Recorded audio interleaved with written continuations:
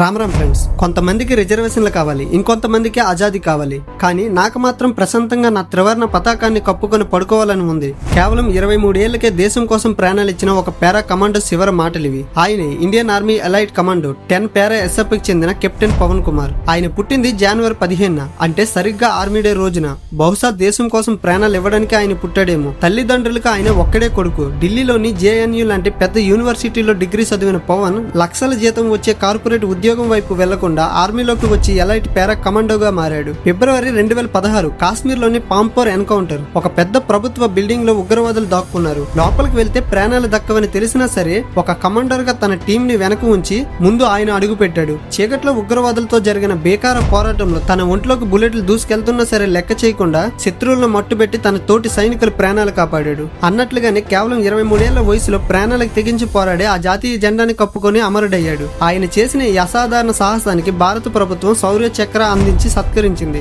కన్న కొడుకు దూరమైనా సరే నా కొడుకు దేశం కోసమే పుట్టాడు, దేశం కోసమే చనిపోయాడని వాళ్ళ నాన్న చెప్పిన మాటలు వింటే ఎవరికైనా కన్నీళ్ళు ఆగవు. ఈ రోజుల్లో చిన్న చిన్న కష్టాలకి పరీక్షల్లో ఫెయిల్ అయ్యామనో, ఉద్యోగం రాలేదనో కుంగిపోయే నేటి యువత ఈ 23 ఏళ్ల రియల్ హీరోని చూసి చాలా నేర్చుకోవాలి. వచ్చిన కష్టాన్ని ఎదిరించి నిలబడి మన దేశం గర్వపడేలా బ్రతకడమే మనం ఈ వీరుడికి ఇచ్చే అసలైన నివాళి. ఈ శౌర్య చక్ర అవార్డు కెప్టెన్ పవన్ కుమార్ త్యాగానికి మీ సెల్యూట్ ని కామెంట్స్ లో గర్వంగా జై హింద్ అని టైప్ చేసి తెలియజేయండి.